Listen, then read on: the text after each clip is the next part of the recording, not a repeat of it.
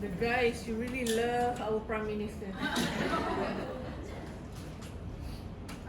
Okay, very good afternoon to everyone, including Madam Serena. So we are going to present on our pairwork today, and the figure that we have chosen is Mr. Najib himself. I'm sure everyone here knows who is he. He's our bosku, okay? Okay, so now Mr. Najib is born on July 23rd on the year 1953 at Kuala Lipis, Pahang. And he was our sixth Prime Minister of Malaysia, serving the year from 2009 to 2016. And so the speech that we have chosen for this analysis is the UMNO General Assembly speech of 2015 and also the 48th ASEAN Day celebration speech. Okay, so firstly we will move on to the key concept. So the first key concept that we have analyzed here from Najib's speech is code switching. So what is code switching? Code switching is alternating between languages during his communication, during his speech. Okay, so for example, the Arabic language here use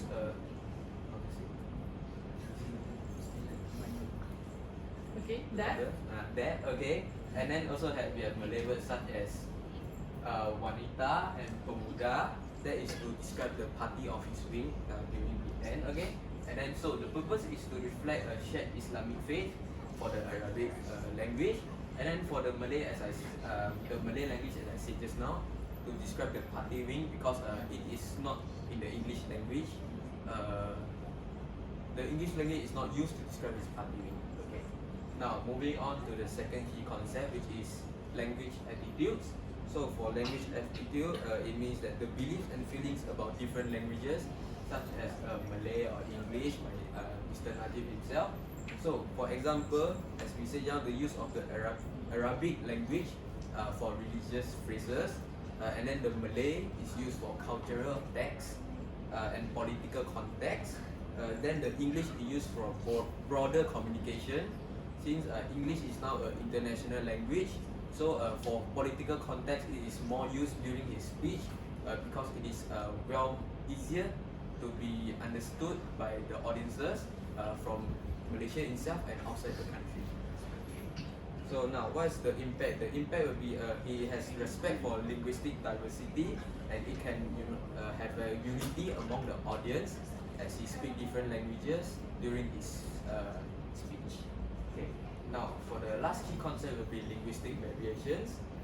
The definition of linguistic variation is it is influenced by social factors such as hierarchy and the context. So, for example, we have here is the Honorable Permanent Chairman and Yang Berhormat. This is a way to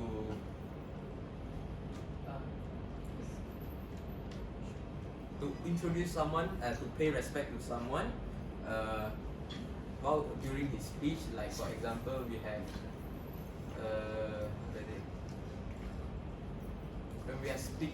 when we are starting a speech, there will be a moment where we need to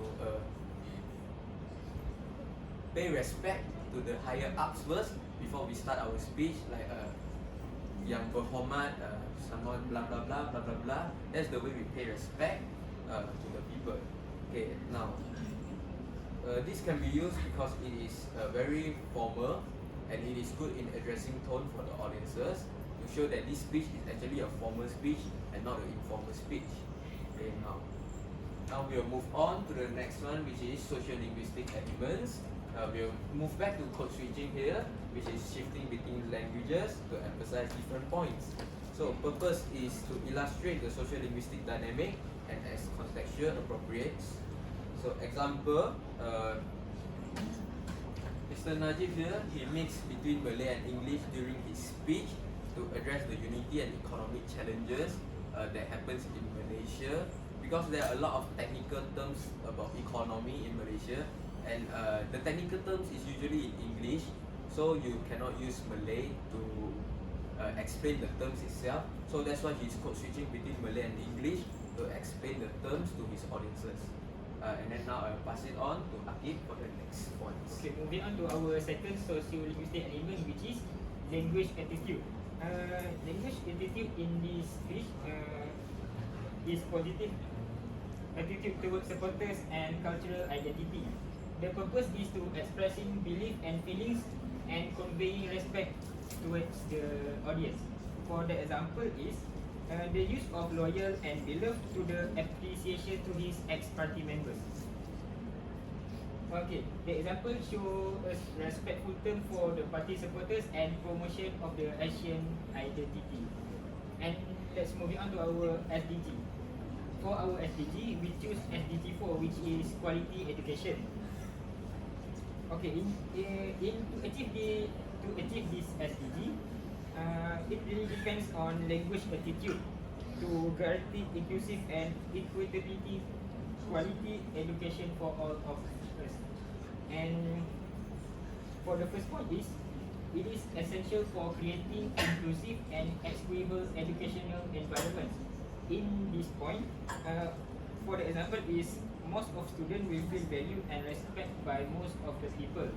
And moving on to the second point is, encourage respect for linguistic diversity and multicultural understanding. In this, we can see that the community will show positive attitude toward the language increases. And the last one is to support multilingual education and combat language-based discrimination. In this, the usage of more than one language will help most of students in their studies, because we know students need to learn English as well, because it is an international language. And to conclude, speech is very effective to connect the audience, because as we know, there are various races in Malaysia such as Chinese, Indian and Malay. Najib showed a lot of positive attitude toward different language and promote unity and respect toward the cultural diversity. So this analysis highlight the importance of public communication in educational environment. So, Alright. Okay. Any questions? Yes. Since you did Masri Najib, do you think the way he gives speeches is similar to Dr. Mahathir? Or different?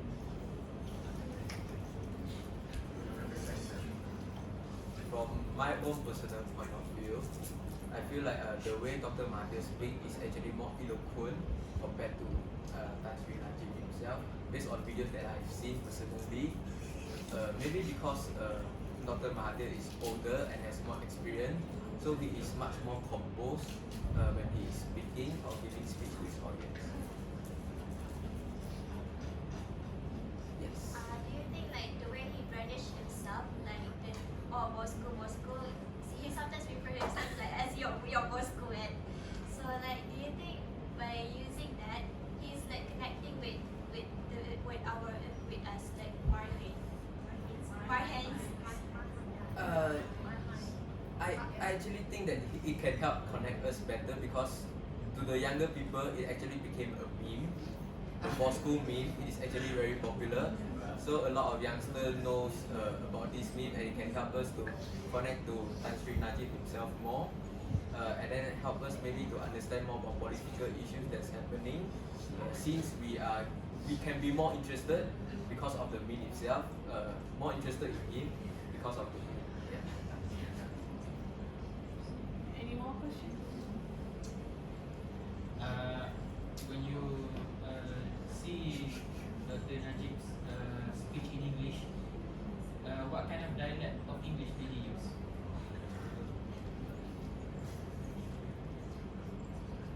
To be honest, since I'm from Penang myself, so when I see someone speaking English, I don't really think they have any dialect or accent. So when I see his speech or the video of his speech, I don't think there's actually any much accent or dialect involved when he's speaking English. Okay. Anything else? In your opinion, how did Najib Razak use his language to frame opposition parties? To frame.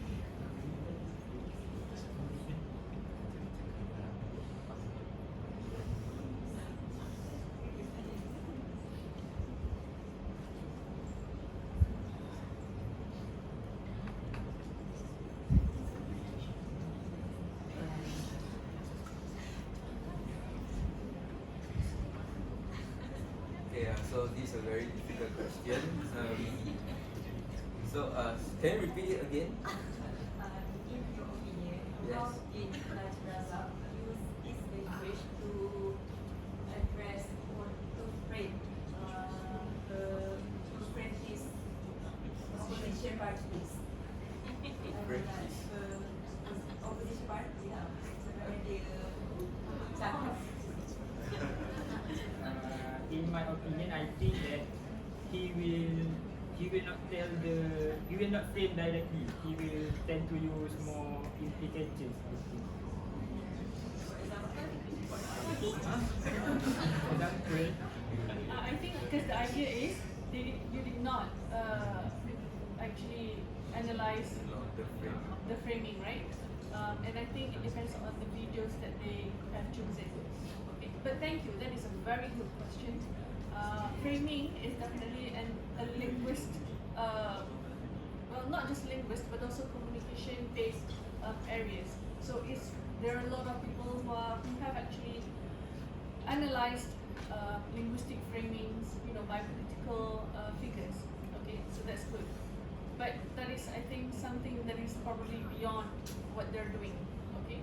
All right. So I wanted to bring you to the wanita and the pemuda. If you notice, under UMNO, they have pemuda, wanita, and putri, right?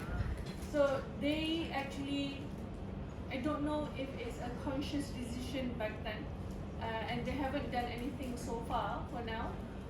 What that's done is they actually have the males under one roof. Everyone's under pemuda, right? But of course, the pemuda, they have like their own teams.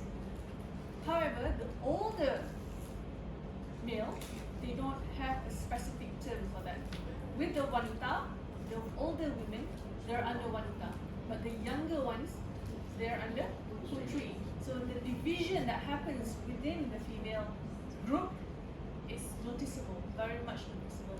So that is something that UMNO could either, it could be seen in two ways. One is that they divide and conquer.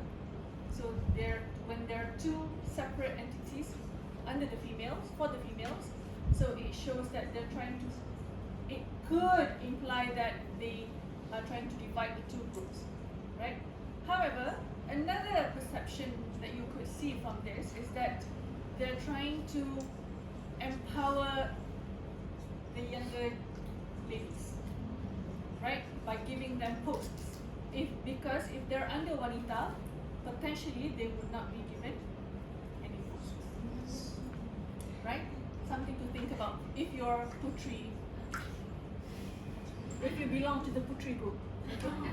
All right, thank you for a very intriguing.